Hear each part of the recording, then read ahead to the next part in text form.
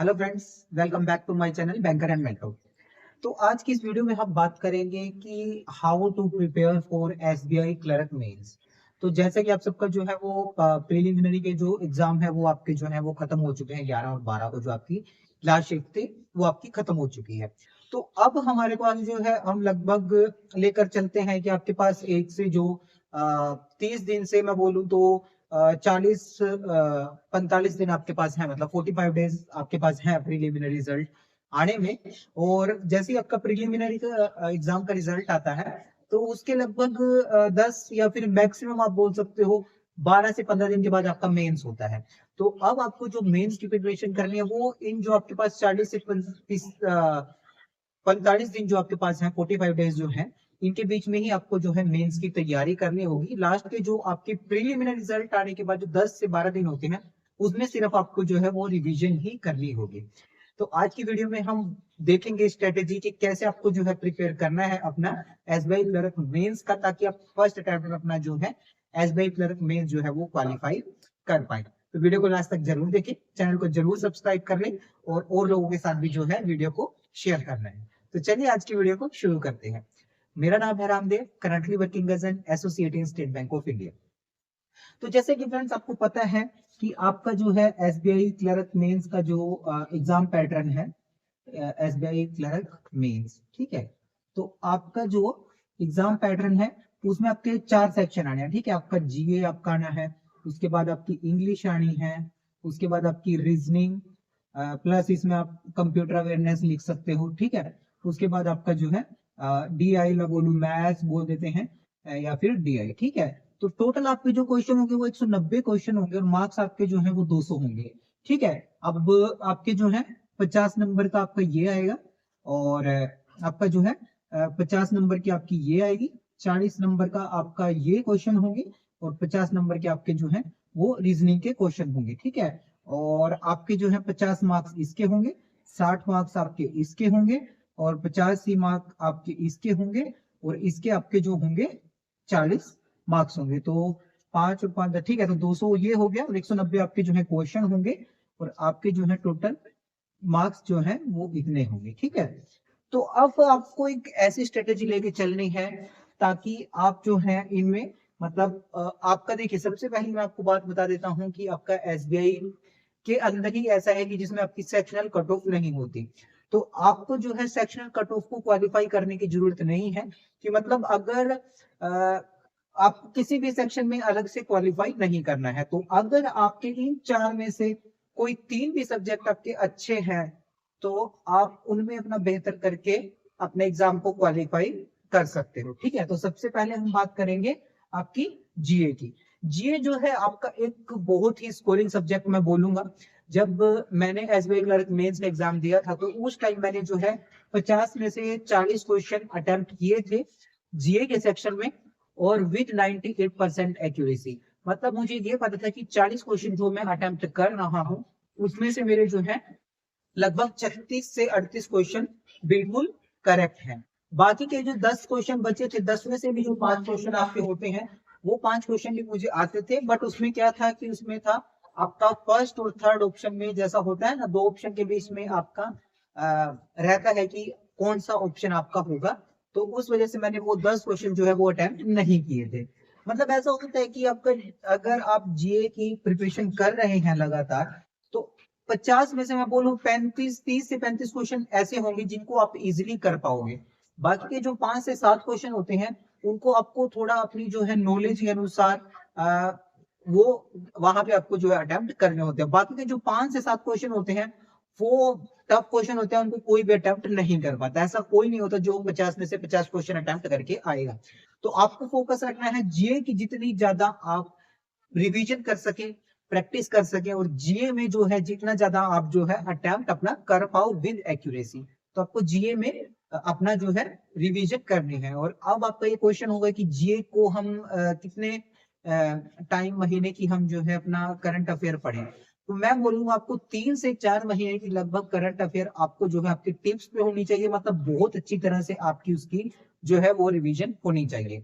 आपने पीछे भी एग्जाम्स में देखा होगा कि करीबन 3 महीने की जो है करंट अफेयर्स बहुत पूछी जाती है, तो आपको जो है 3 से 4 महीने की बहुत अच्छी तरह से करंट अफेयर जो है वो प्रिपेयर कर लेनी है। ठीक है, उसके बाद बाकी के अगर आपके पास सफिशिएंट टाइम है तो फिर आप जो है पीछे के 2 महीने मतलब 6 महीने 4 महीने आपके अच्छे से आपने कर लिए, बाकी के जो 2 महीने उसको भी आप जो है रिवाइज कर सकते हैं। बस यहाँ पे जो की है, मतलब आपकी सक्सेस की जो की है वो है आपकी रिवीजन।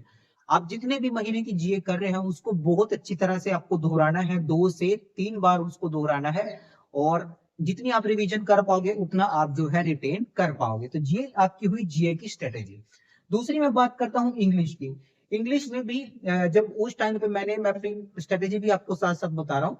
उस टाइम पे जो है मैंने जीए में इंग्लिश में भी 40 में से 30 क्वेश्चन अटेम्प्ट किए थे। ठीक है, तो आप समझ सकते हो मेंस में 30 क्वेश्चन अटेम्प्ट करना।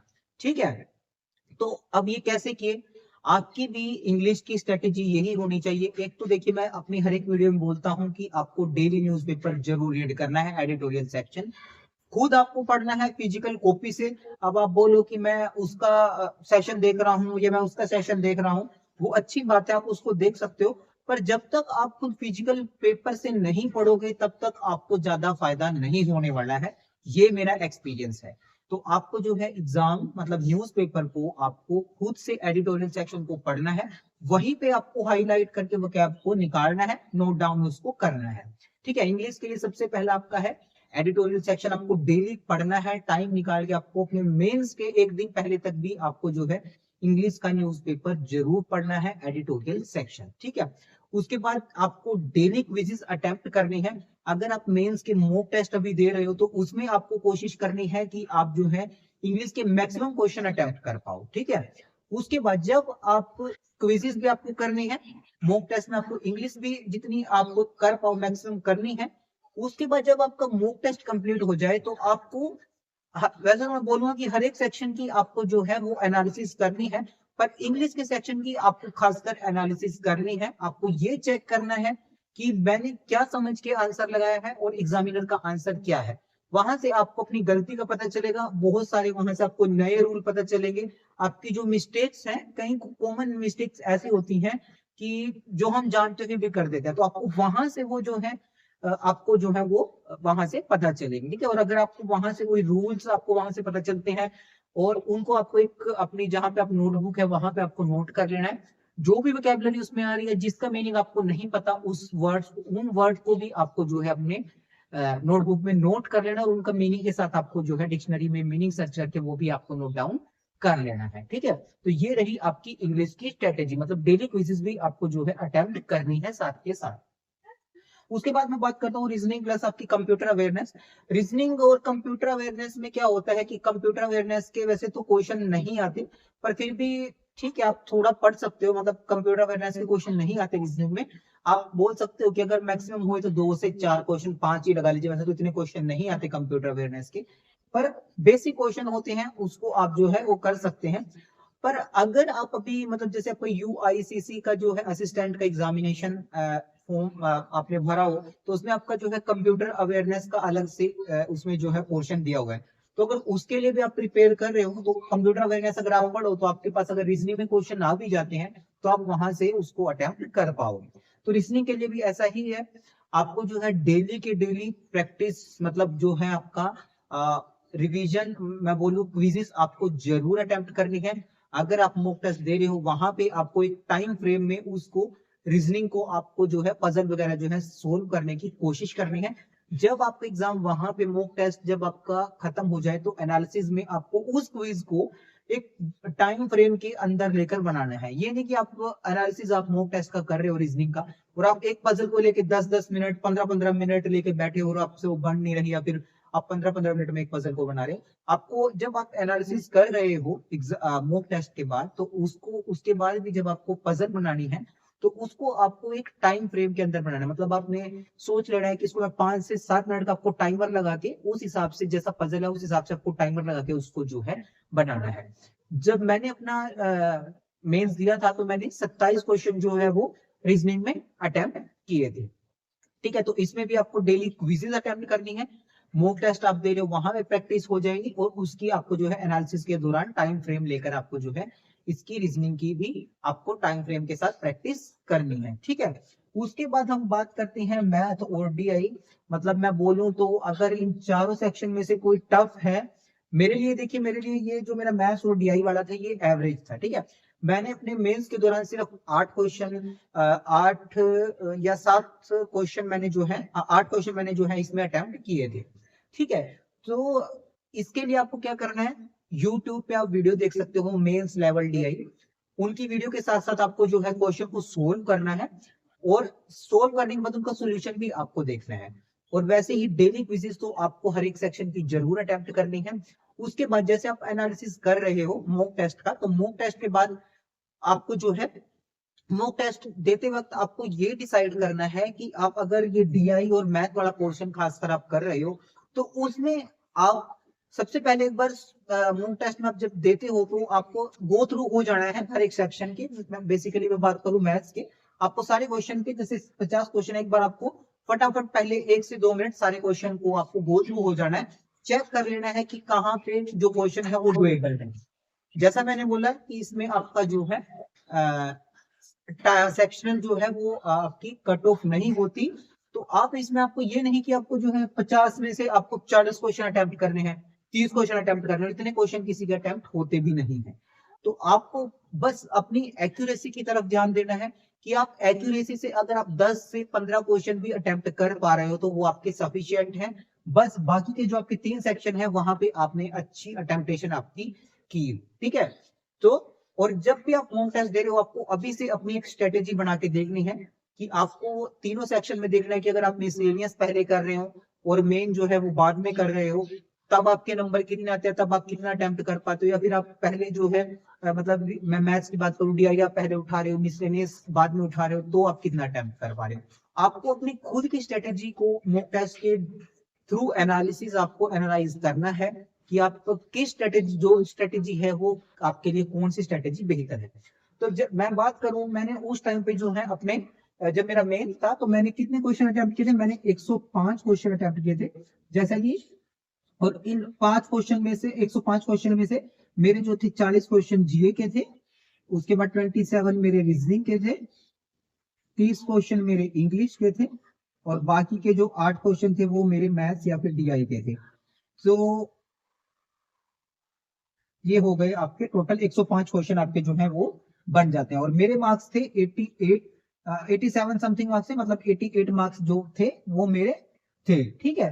तो आप देख सकते हो कि 105 में से 88 मार्क्स थे, मतलब एक्यूरेसी भी वहां पे अच्छी थी, तभी एक्यूरेसी अच्छी थी तो उस वजह से ही मेरा जो है वो उसमें फाइनल सिलेक्शन हो गया था। तो आपको भी ध्यान रखना है कि आपको जो है जितने भी आप क्वेश्चन अटेम्प्ट कर रहे हो उसको आपको जो है एक्यूरेसी के साथ अटेम्प्ट करना है। अभी से आपको ऐसी स्ट्रेटेजी बना लेनी है जो आपके मेंस में ओरिजिनल आपके एग्जाम में काम आएगी। अभी आपको मॉक टेस्ट से यही एनालिसिस करना है। और जीए के लिए आपको मैं बोलूंगा जितनी आप रिवीजन कर पाओ उतनी रिवीजन करो, जितनी आप क्विज़ेस जीए की दे सको उतनी आपको क्विज़ेस देने, जितनी आप वीडियोस देख पाओ जीए की उतनी आपको वीडियोस देखनी है, क्योंकि ओवरऑल अगर मैं बोलूं तो जीए और इंग्लिश आपका जो है वो गेम चेंजर हो सकता है, ठीक है।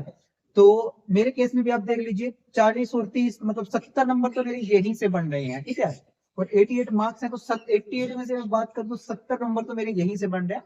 तो 70 में से भी अगर हम बात करें 50 मार्क्स तो बनते ही हैं, 50 यहाँ से मार्क्स बन जाते हैं और बाकी के जो है वो यहाँ से बने थे, ठीक है। तो आपको बस ये स्ट्रेटेजी अपनी अपनानी है मेंस के लिए। और आपको, मुझे आशा है कि आपको ये जो स्ट्रेटेजी है वो अच्छी लगी होगी। और बस आज की वीडियो में इतना ही। फिर भी आपको कोई दिक्कत, कोई डाउट, कोई परेशानी हो कि आपको कैसे प्रिपेयर करना है, कहाँ से प्रिपेयर करना है, क्या करना है, वो कमेंट बॉक्स में आप कमेंट करके जरूर बता सकते हैं। टेलीग्राम चैनल भी आप ज्वाइन कर सकते हैं, वहां पे भी जो है लोग एक दूसरे की मदद करते हैं। मतलब आप क्वेश्चन पूछोगे तो और भी एस्पिरेंट होंगे वो भी आपका जवाब दे देंगे। अगर मैं भी फ्री होता हूँ तो मैं भी आपके क्वेश्चन का सोल्यूशन देने की कोशिश करता हूँ, तो आप उसको भी ज्वाइन कर सकते हो। तो आज की वीडियो में इतना ही। Thanks for watching, subscribe channel for more updates. Have a nice day.